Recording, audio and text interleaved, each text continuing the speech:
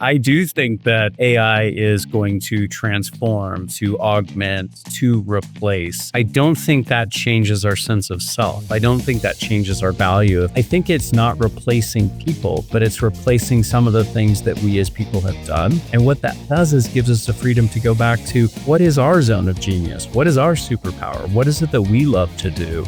And I don't think AI will ever replace humanity. I think it's just bringing us up to be the very best versions of ourselves.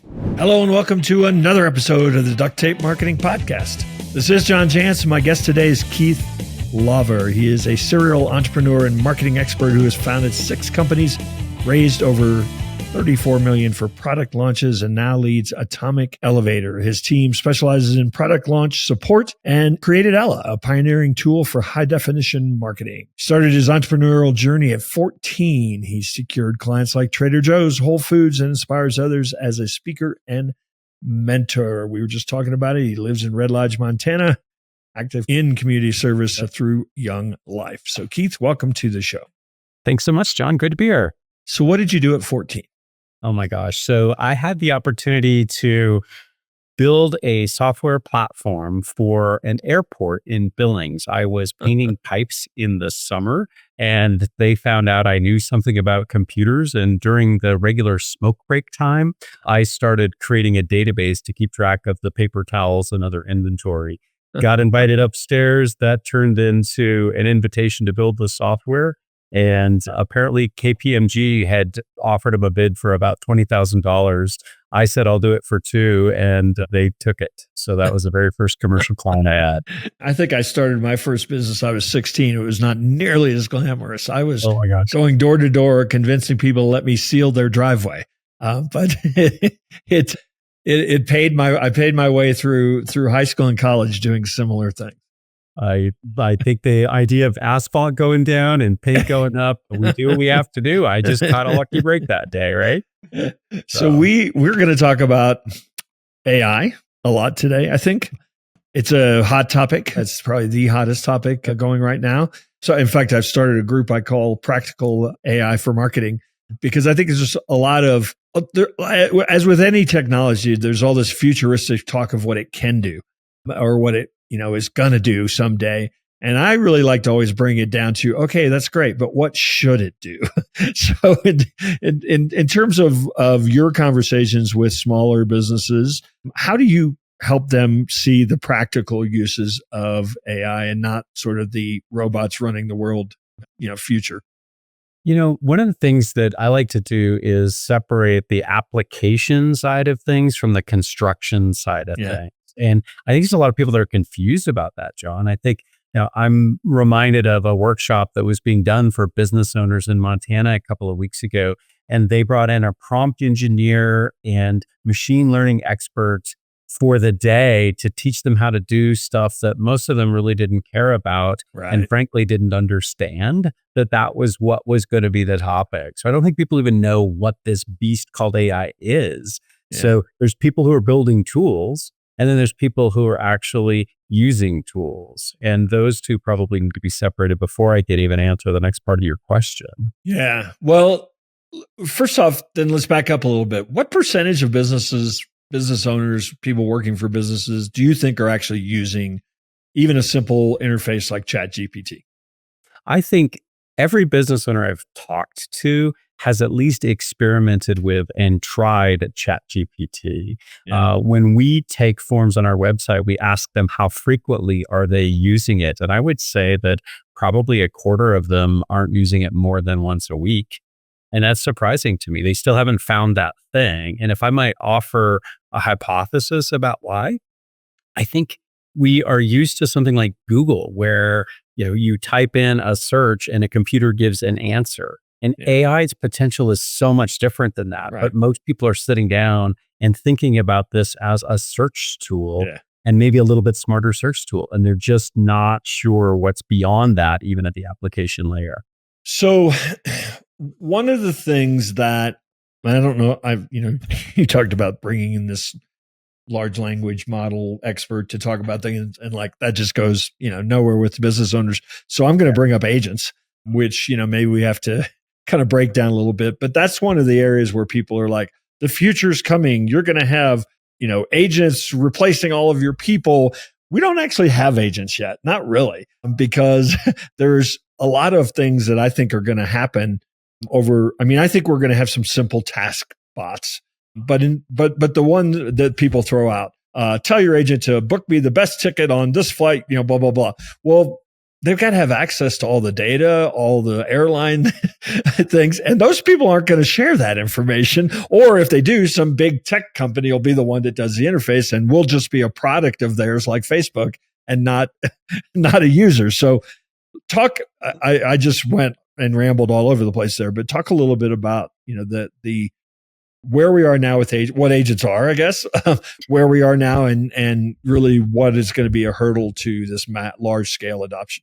Yeah. So as I understand and use agents, they basically are bots, if you will, programs that can perform a discrete task and do so in repetition and kind of string those tasks, perhaps one to another. And instead of like right now, if you sit down and chat GPT and say, hey, can you give me input about a story, or can you review this website and tell me the pros and the cons of it, or whatever the query might be, an agent can actually do something that's much more complex and a series of steps. So it might be, can you build me an entire website? And step one is this, and step two is this, and step three.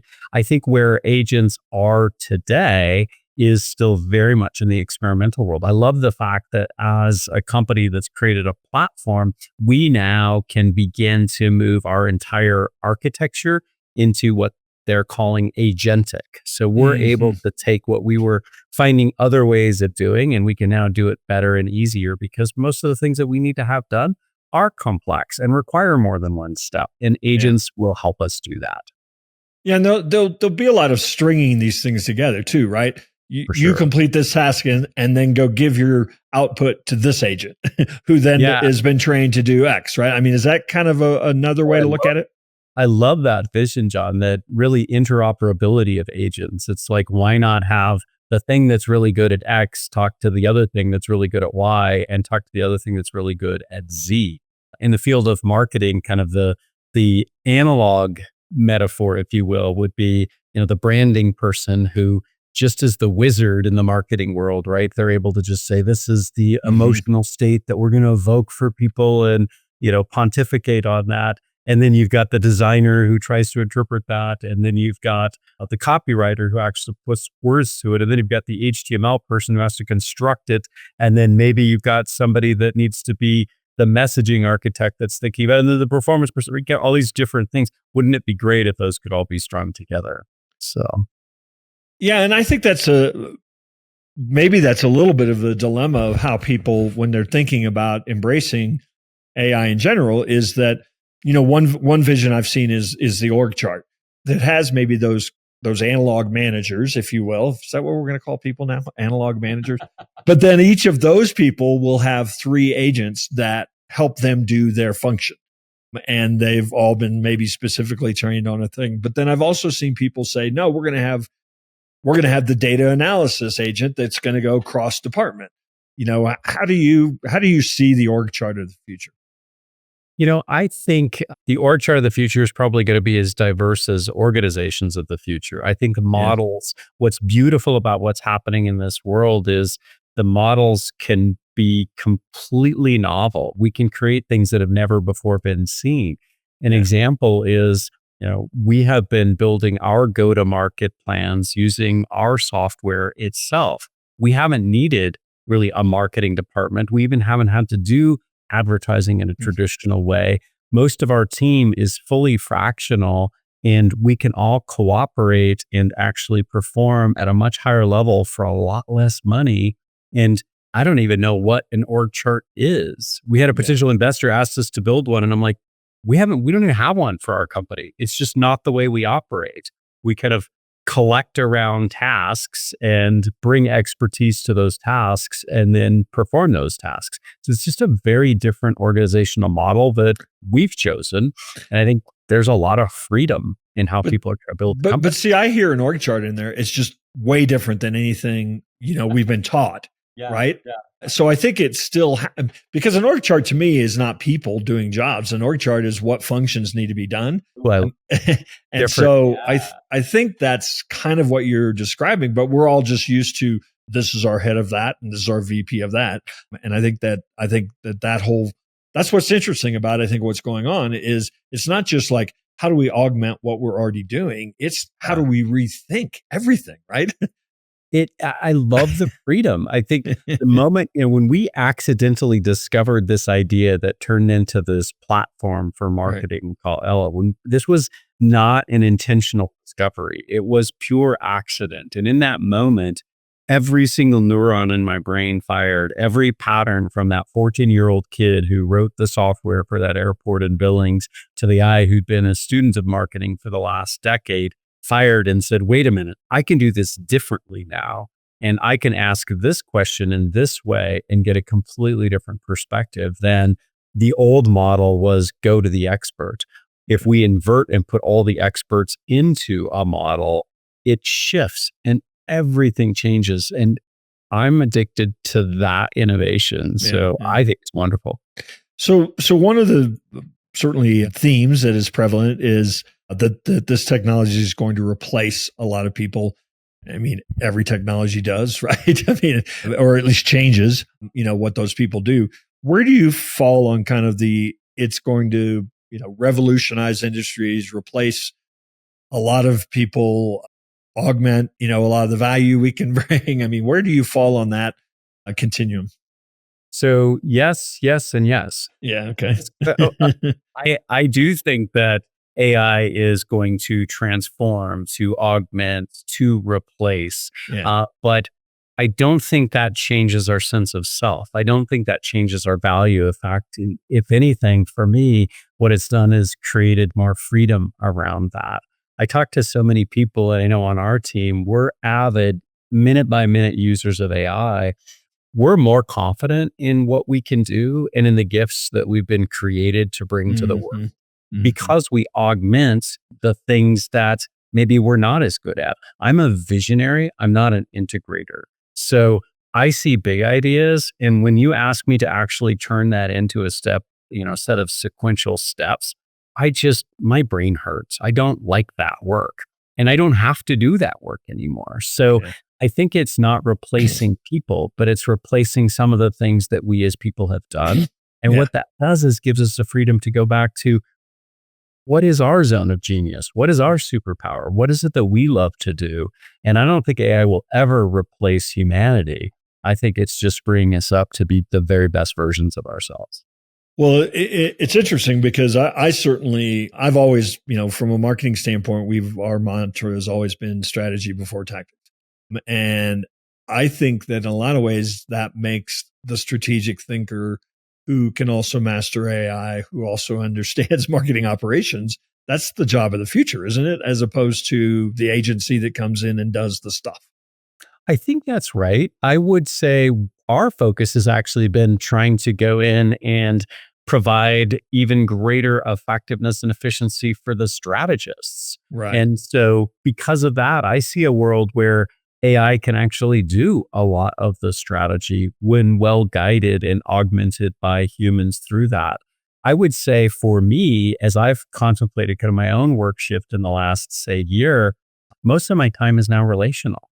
Yeah. And that can't ever be replaced by AI. Most of my time is getting to understand people and their problems and then finding a way to bring that in. But I'm not spending time on strategy so much as I am building relationships that allow my tools to build that strategy.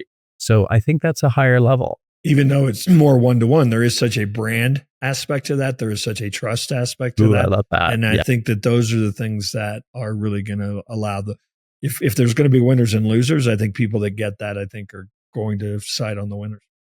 You know what I love about what you said there too is it just kind of reminds me of the benefit to AI in getting us out of ourselves, that if we're going to be able to establish trust, one of the ways that I do this today that I didn't 12 months ago is I talk about the fact that I run everything I do through a blind spot and a bias detector. I run everything I do through the lens of our software that can look at 100 different marketing people's perspectives. And that actually increases my trustworthiness, my credibility with somebody, because I'm actually admitting my own limitations. Yeah, that's one of my favorite prompts is like, what should I be asking you, or what am I not asking you? That kind of thing, or I sometimes have to say, stop agreeing with me. I like to think that my AI is sometimes a little bit too puppy-like. It just wants to wag its tail and say, yes, Keith, I love you. Will you rub my belly? That's a brilliant idea.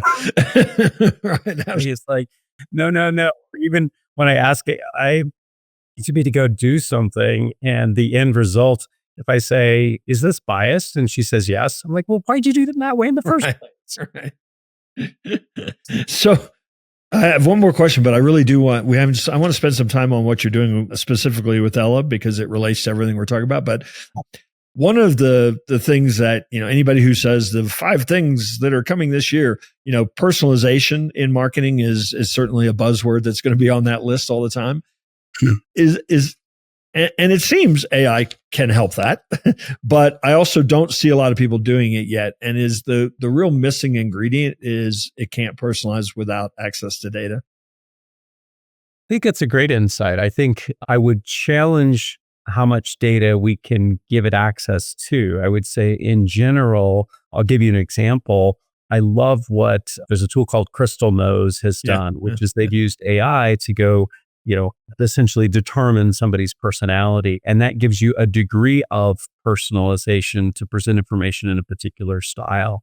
So for example, anytime I do a sales follow-up, I run it first through Crystal, and I have Ella rewrite it to that person's disc profile. And that gives me a level of personalization that's not just this was the conversation we had, but this is who you are and how you probably prefer to receive information. So I think we're getting closer to it. And it might just be bullet points and short sentences as opposed to, necessarily, hi, John. Right? Exactly. These are the 3 things we talked about. Sign here. Exactly. Right. So talk a little bit about Ella. If somebody came to you and said, what's Ella? Yeah. So we describe Ella as a high definition marketing machine. And the reason that we've chosen to describe her that way is we have found as professional marketers that most marketing has historically been very fuzzy. The fuzziness has been caused by specializations and fragmentation, right? The fuzziness has been caused by shifts in tactics and expectations. And the fuzziness is the fact that at the end of the day, most marketing is really a hypothesis that needs to be tested out there anyway. So it's social science, it's behavioral science. And so what we've said is let's try to provide more pixels to the picture. Let's take frameworks and connect them. Let's take pictures and define them in greater resolution. Let's interconnect them so that when somebody says, I want to talk to John about duct tape marketing, they're able to do so with just a high degree of precision. So Ella is a tool that enables better messaging, more discrete personas, and essentially better results because of this high definition process. Yeah. And boy, I will say, you used one of my favorite words, frameworks. One of the best things you can do if you're trying to get some sort of output out of an AI tool is to say, use this framework that's well defined. I think at least it gives it some guardrails to say, okay, I'm not just going to write something that hopefully sounds good. You're going to write something that maybe is using a proven framework. And so it's going to be more effective right off the bat, whether or not the output's, word for word what you're going to use, at least the structure will be there.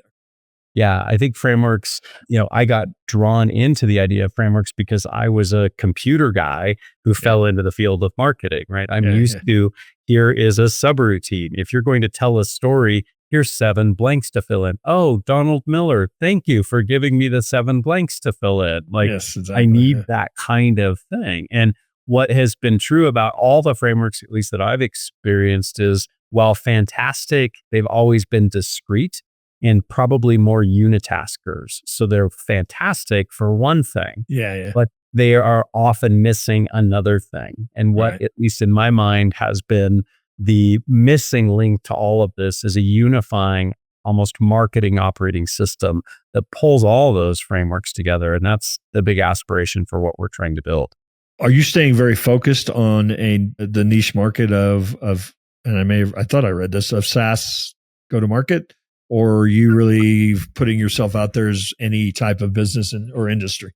Yeah, we started in the field of SaaS. Obviously, we are to a SaaS product and understand those frameworks very well. But as Ella has so quickly grown, people are contributing their own frameworks. We've got authors who are saying, use mine, or we've got practitioners who say, have you heard about this amazing system called duct tape? And I'm like, yes, I have. And so, we're trying to integrate those. And so the idea of Ella is she can help with B2B, B2C, really across industries. And she's getting smarter every single time somebody uses her and at least volunteers their feedback to Ella. So one question that comes up a lot of times and will probably continue to be debated forever, but are there privacy concerns? I'm sharing all of my personal company data. Is that something, or as an agency, I'm sharing my clients' data. Is that an issue with a model or a tool like Ella?